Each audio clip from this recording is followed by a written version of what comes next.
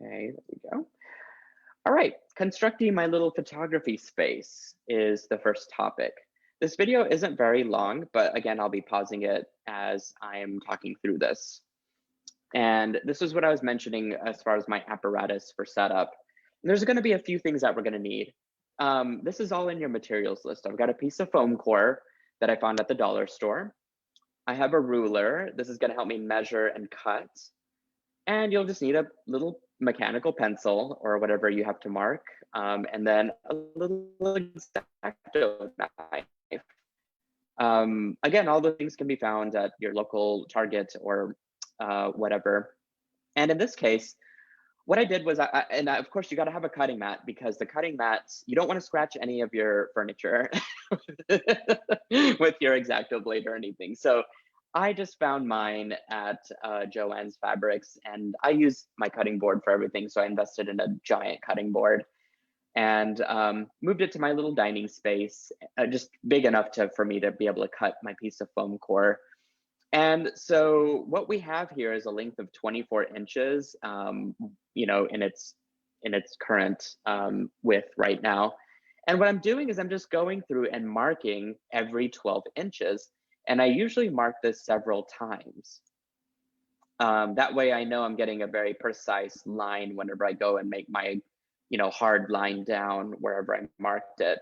So I'll do that, and then I'll turn my ruler around, and then I'll go back through and just, you know, pencil mark the whole thing where my dots are. And guys, please don't forget to ask questions as you see stuff happening and you're just wondering, like, what am I doing? That way I can kind of answer these things as we move along here. X-Acto knifing. So this is a very careful procedure for safety purposes. What I do is I have made sure that my fingers are out of the way. A big thing to do here is just to go slow and know what you're doing as you're cutting everything, and make sure that all fingers and stuff are out of the way. I learned this the hard way back in graphic design school whenever I was working on a project and realized that the tip of my finger was a little too close to the X-Acto knife. And of course, I nicked myself a little bit. So after that, never again, because I was like, you know what, I'm just gonna take this slow and try and slice it. And you have to have a very sharp blade. If you have a dull blade on your X-Acto knife, there is a surefire chance that you are going to mess up. It's just like your knives for cutting, you know, your fruits and vegetables, or any of your fabric scissors. If the blade is dull, you're just creating a bigger problem for yourself. So make sure that the blade is changed out every like 20 to 30 cuts. Okay, I usually run my knife 3 times. 3 is a magic number here, you guys. Reason being is that you can get a very good cut out of it. So after that, I'm gonna measure out 4 inches, and I'll show you how easily it breaks apart after this. But you're gonna need a secondary piece, the same length, 24 inches, and you're gonna measure out 4 inches out so that you're creating a big rectangular block here. So again, just marked it with my pencil, and then I'm gonna go back and cut it with my blade a few times. Go slow, remember to go slow. This hopefully is not making you guys too nervous, but it's all there. You see how easily that broke apart though? So I have 3 pieces here. Let me back up real quick and show you what the other measurement is. Okay, so I have 1 long piece that's gonna match the size of one of my sides of my bigger rectangle. So one is gonna be 24 inches by 4 inches. And then the other one is roughly 12 inches by 4 inches.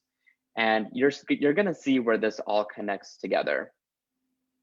4 inches being the height, and then the other 2 lengths match the, you know, I wonder if I can mark this up. Actually, I don't think I can on here. Oh, maybe I can. I wonder. There's like so many Zoom capabilities that one just never really knows. That's all right. Anyway, we're gonna move on.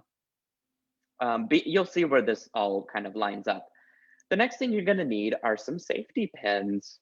So This will be used to basically put our apparatus together. Safety pins you can find anywhere. This will be an easy dollar store or your Walmart find or Target find, or even Joann's, and maybe you've got some at home. So now I'm just placing my safety pins right inside of the foam core, and I've lined up my two little pieces together. So you'll want to do about 3 to get a really good strength. Excuse me, let me rephrase that, to get a really good build and strength on your foam core. Okay, there we go.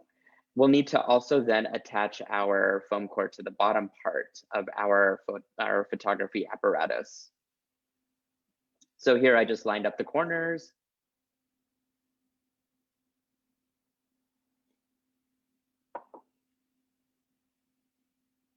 Sorry, it's a little off camera there.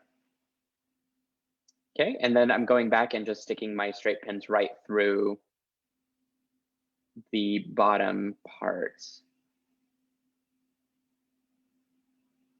And you could even do this on the side. I just realized, like, if I do it through the bottom, my my little thing might be a little bit uneven, my apparatus, and so you may end up doing it from the side instead of from the bottom up.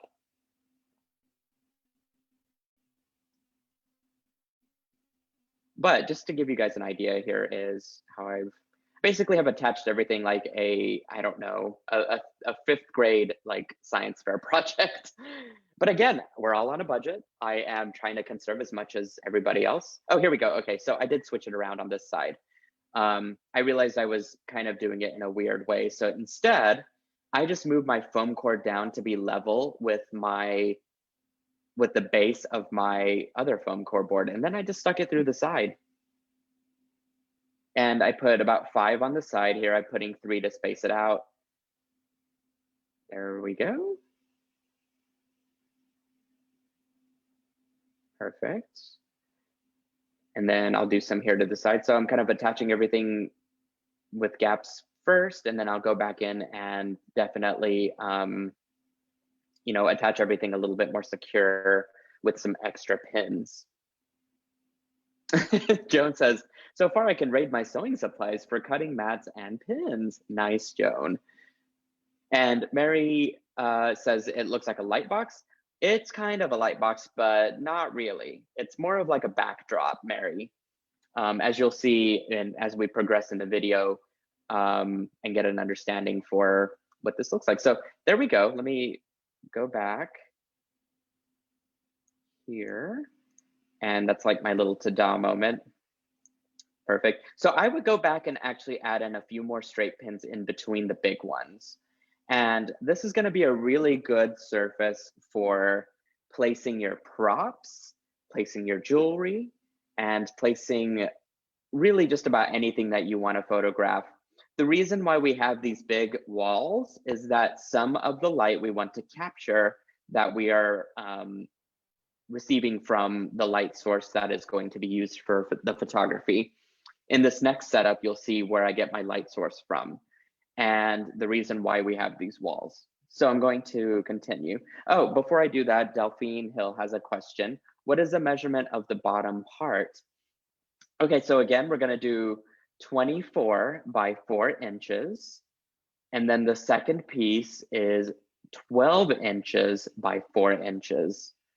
So the bottom part is 12 by 24. Hopefully we got all those measurements in there, and I'll definitely post a little like follow-up in the Facebook group page to let you guys know what those measurements are. Or I might do like a little shot of what I have and then just mark it up on there with little tabs or whatever. Right, so my light source is nothing more than sunlight in the morning. Here I am turning on my mini blinds, and I will say that, I'm gonna pause it here because the best lighting source you can give to yourself in your photography, and there is nothing out there like it, I promise you, is morning light, sunlight, any sort of outside light source.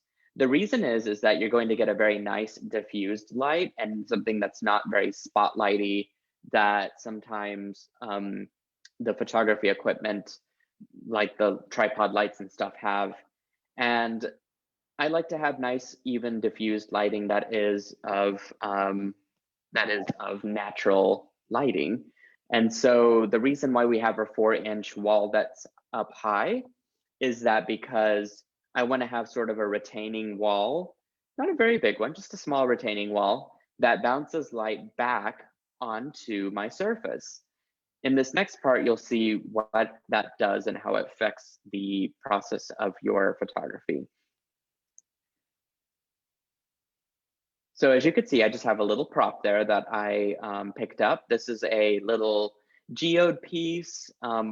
Again, the reason that I just choose one prop for my photography and a clean background, it's because it matches my brand.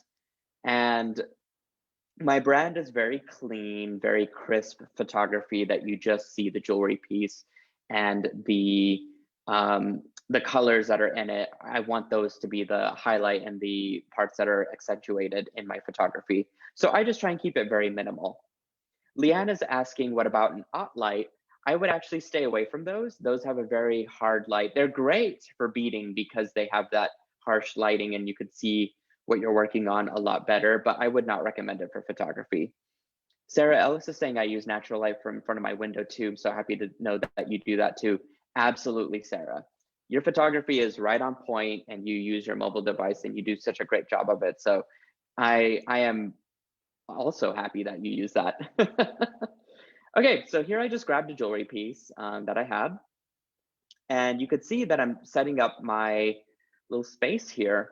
You'll notice that on the right and the left side of my board, and I have my board to where my wall faces me, okay? And then I've got a couple little highlights, as you could see on my white on the right and left side. That's where the light is bleeding from the mini blinds. So I don't want to put my jewelry there because it'll show up in my photography. Right now, what we have is a very good, evenly lit space to work in. And so I just want to focus on all of the diffused lit area.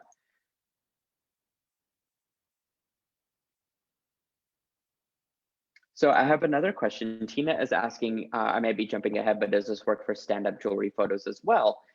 Yeah, so this particular apparatus that I built with foam core, it's very modular. And with foam core, you build it like you want to build it however you want. You can, take another cutting of it and almost just put another like roof on top, I guess. And so if you, if you have it stood up, then you've got a bottom surface that's white, and then you've got a back area that's also white. The only thing that might be tricky is on how to get good lighting, just making sure that you're in front of a window whenever you're doing all of these pieces. Sarah James just popped in, honey, thinking of you and sending all the recovery vibes from the recovery gods to you. I hope you're doing well. The fact that you're on this video just gives me really good affirmation that you're doing well and recovering. So love you, and thank you for joining us in this little toot that we've got going on tonight. So yeah, it's a modular apparatus that you can certainly use for, standing up photography. So I'm arranging my jewelry piece, and I'm very, very, very picky about this, you guys. Like, I will sit there and paw through my jewelry piece of how it's like sitting and stuff, and I'm very particular about. I will spend like 10 to 15 minutes just like arranging my jewelry and making sure that it looks the way that I want to. Luckily, I kind of hit very quickly of where I wanted this, and especially just since we're doing a little demonstration. But you can see that I have everything usually facing a corner. You'll see why I choose that format. How it's not up and down, if you will. It's sort of at an angle. I've casually laid my silver silk over my little geode piece, or it's not a geode, I guess it's a slab. It's a rock slab. I've casually laid it over the rock slab, and I just have it kind of nice and casually, sitting out. And I'm kind of happy with that. So I switched cameras just to show you what it looks like on my phone. Now, your mobile device is going to be your best tool for your photography. The reason is that it's going to be a very agile piece of technology that you can quickly take a photo edited it, edited it, e- edit it. I don't know. You know what I mean. You can edit it, and then you could crop it, and you could quickly deliver it to social media as you are taking these photos and have them, put together and ready to go. Sarah James says, love this necklace. Well, yeah, girl, because I'm using Jesse James beads, of course. This is a little design I did at a few toots back for sort of a New Year's little cha-cha piece, And I'm loving that center bead, especially the rose beads that you guys carry. Oh, so delicious. Anyways, we'll continue on the video. So as you can see, I kind of just point my camera in a way that captures the piece. I'm not directly on top of it. I like to be at a slight angle when I do this, just so it adds a little bit of drama and effect to my piece. Okay, there we go. We've got, the reason why my finger went around is I was making a mental note to make sure that I mentioned that I have enough space around my design. You don't want to have your piece cropped to whatever you're trying to get it in that format. You can always crop later. So I recommend having a good amount of white space around the design that you're trying to photograph. So it looks like I'm happy about there. So I'll snap a few of them just to make sure I get a nice sharp one. I can even go around and experiment, make sure that my camera is really like in the best format for my design. You could see that again, my piece is at an angle. So I'm going to just try and frame it up in my camera view as best as I can. So I've taken a few photos. I can browse through my gallery and pick out a photo that I love. Click into the gallery. So I'll choose a photo that I really like. And I think that one works for me. So I can go ahead and hit the edit button. So in here, I'm going to work on my crop. So what I'm going to do is make sure that my piece is facing the direction that I want to post it. And then I'll go back through and I will size it to the size that I need it to be. Social media works in a way where it's very user-friendly for square images. So again, because my brand continuity has square imagery throughout my website, it has it on my social media, my Instagram, my Facebook. Square images for me are the way to go, and that's what I've been cropping everything to. Teresa is asking, do you use a filter app such as PhotoGrid? I actually don't. I use actually no apps. I don't really love to filter any of my photography, other than just a few little tweaks here and there. And I just make sure that my colors are true to what I have made in person. Okay, so there I am cropping it in, just getting it nice and square-ish. There we go. So once I'm satisfied, I can hit done with that. I'll go back into the edit. And as Teresa mentioned earlier, there are a number of filters that you can use if you want to. I prefer not to, because again, I want to be true to what Silver Silk is, just because I'm trying to sell it. I don't want to tease people of something that it's not and trick them into that. So the only things that I'll really mess with here are two things: contrast and brightness. What I want to do is tune up my brightness, because that helps to get rid of any unnecessary darkness in the shadows, and the white turns more from a cream to a brighter white. And then I'll go into contrast and I'll actually bump down my contrast or up depending on the situation. In this case, I wanted to make sure that my color is very saturated and rich as it can be as I view it in person. And so I just tuned up the contrast a little bit to, again, knock out some of the white, so that I've just got a nice, clean, bright white, and the jewelry piece is really sticking out. April Warren says, it's hip to be square. Absolutely. Leanne is asking, are there any special apps used to help? Nope, I just use my camera phone and just keep everything simple. When in doubt, simplicity goes all the way. Oh, April is asking which iPhone I use. So whenever I did the photography for this, I was on an older iPhone. I just switched about a week ago or 2 weeks ago, maybe. But whenever I was shooting this video, I was actually on an iPhone 10 or 11. So it was one of the newer ones. And right now I'm on the latest and greatest just because I need it for my business. So the one that I'm on currently is an iPhone 12, which I know a lot of folks are hesitant to switch to. And there's a lot of great competitors with this same exact apps, I promise you, when it comes to photography and what your camera can do on your phone. So whatever your mobile is this is again why I had this watered down for you guys and just keep it to the basics. Everyone's got a different iPhone. Not, excuse me, let me rephrase that. Everyone's got a different mobile device. Some of us are not as advanced in technology as others are. I made sure that you guys can do this on your phone with the stuff that you have. No special apps required, nothing constructed that you guys can't do with some, going through your sewing equipment to find some safety pins or to find some straight pins, and maybe a trip to the dollar store to find some cardboard or foam core board. And this is all you need. You don't need anything extra. You don't need lighting equipment. You don't need special apps. You just need like your basic equipment and your phone to be able to work with and get some really good photos out of it. So here I can hit done and my photo looks beautiful. It is ready to post, as you can see. There is one thing that I want to talk about with you guys now, and that is how I get better lighting on beads and metal components. Oh, I've got some questions here and some comments here. Android is what I have, it says Kathleen.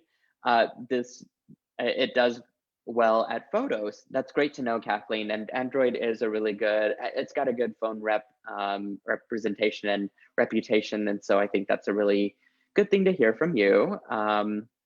Marianne says, I'm on Android with the Samsung 10.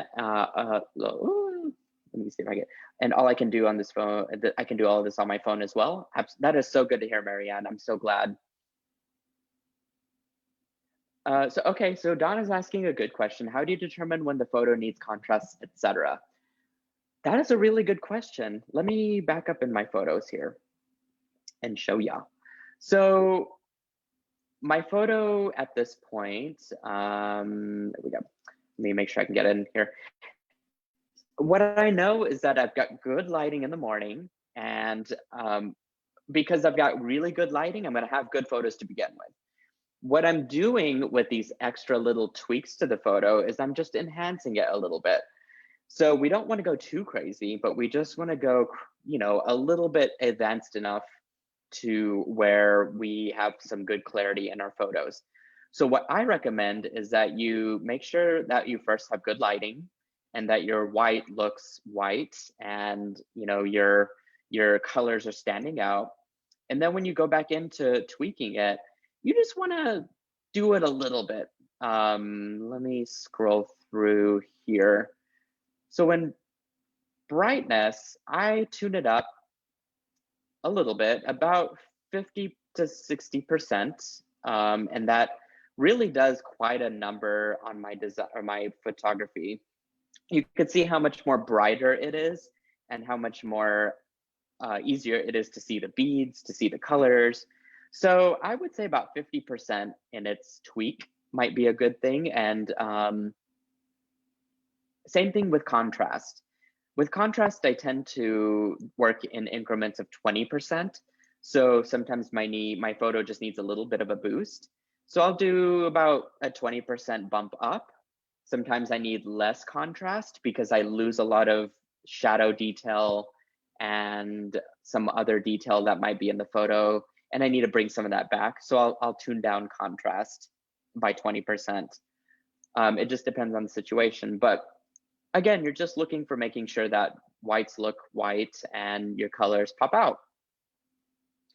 And that's how you get rid of shadows as well in your piece. So I just straight up did this through my phone and showed you guys the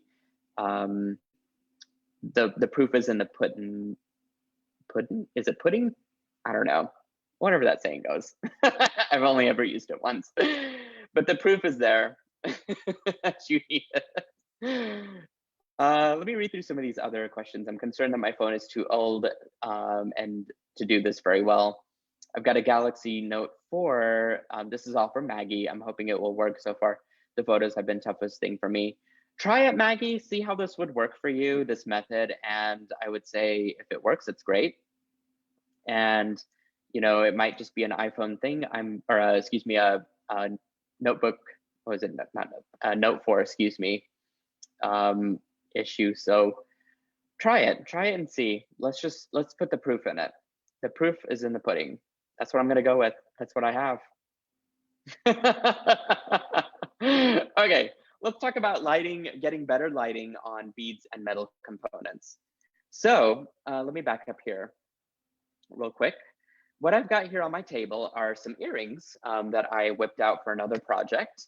And I have my lighting that's ideal in my morning time. I laid out my props. I made sure that it's on my board. It's all clean, good to go. But I'm like, look at my double strand end caps. Those look a little dark. That's not accurate to color. And it also looks very flat. What I'm trying to do is to add a little bit more dimension in my metal components. And this is a trick that I use for everything. I use it for everything because it is a inside secret to good photography. And that is a little piece of paper, a cardstock. As you can see, I've used it a lot. It's just a white piece of paper, you guys, a white piece of paper. I kid you not. I folded a white piece of paper in half, and that's what I use to get better lighting. Here's how it works. You could see that I'm aiming my white piece of paper toward the design. Do you see how instantly my findings lit up? It's because that white paper is bouncing light, for one thing, white light onto the design, but the reflection is picking up white in my metal findings, and that it creates more depth and dimension in my photography. Okay, big inside secret there. So as I move it around, you can really see the effect of what's happening. So you can also see that the shadow is disappearing underneath the flower tassels. So keep your eye there as you're watching this. I'm going to scroll through this a couple times. Okay, let me go back. Okay, there's my white paper. So here it is without, and then when we pick it up, you see that shadow underneath the tassels start to disappear as I move my white card around. And I get that beautiful reflection inside of my findings. So what I do is I just have something set up on a tripod. And there's the after photo that I edited. And I think I posted it to social media somewhere. But, oh gosh, I lost what I was saying now. Let me scroll back into my thing. There we go. Oh, okay. So my white piece of paper. Oh, a tripod. Okay, that's where I was. So I just have this little tripod that I found from Amazon, just to hold my phone, because I need both my hands for moving things, and so I just need it for I need it free. So I've got basically one finger on my camera, ready to punch the take picture button. And then I've got my other hand holding the white piece of paper that's reflecting light back in to my design.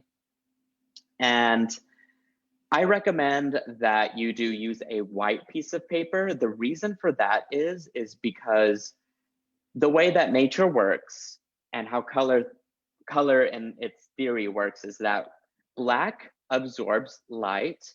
Think of like a big black hole. It just absorbs and envelopes everything. Sucks it right in. White, on the other hand, reflects light. So if you're wearing a shirt to wherever, and it's a bright sunny day, and if you're wearing white, you're going to be a giant ball of sun. Conversely, if you wear black, this is why people are visually looking smaller, is because it absorbs light and it just takes away any detail. So I recommend having a white background and a white card to use as your photos, use in your photos to reflect light.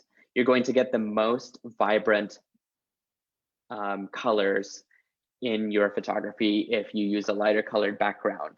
Now, that's not to say that you couldn't, instead of having a white background, maybe you do a wood texture or something, but lighter colors tend to reflect light back. So that's why I use a white card to reflect onto my design, and that's where all of my shadows and stuff go away. Let me read back through some of these comments as I have it on. The proof is in the pudding. Okay, so I was getting it right.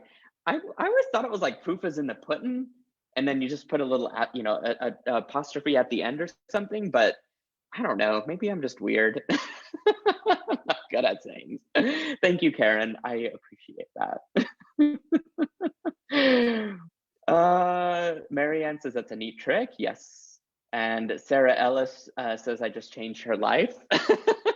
Sarah, I think this will do wonders for you. Have a white card handy and reflect light back into your design as you're taking it. I promise you'll come out with more brilliant photos. Make sure that the white piece of paper is not watermarked. That's a good tip, Marianne. Really, it's not going to show in your photo unless you have a very shiny mirror finding. In this case, I was using silver colored double strand end caps, and so yeah, you're gonna definitely pick up some shadow, some reflections off that. But okay, so you mentioned watermarks, and this is an interesting topic because this kind of spins off into a different direction. But in my branding, I do use a little mark. If you noticed in some of my capture chains and some other stuff that I have on the website and my social media, on Instagram, I do use an app or excuse me, not an app, I guess a software to put my watermark, my Silver Silk logo in there. That's just part of my branding. That's part of my brand awareness, as they call it. Anything that I post to social media knows where it came from. It has my mark, my logo, and my little stamp on there. And I just use that. I use that in Photoshop. So I have my little template set up and stuff. That's a whole nother thing, a whole nother topic that I think is a different level from where we all are. My goal for you guys this time is just to help you get better photos for posting photos of your jewelry that you absolutely love and want to show off and are so proud of, because you should, and you guys make amazing stellar pieces. The evidence was today whenever I did our morning class and you guys are just filling our comments feed with some great designs. And some of it is hard to see and some of it is really great because some of you have experience with photography and jewelry. But hopefully you will take away some really great ideas in this little lesson that we had today.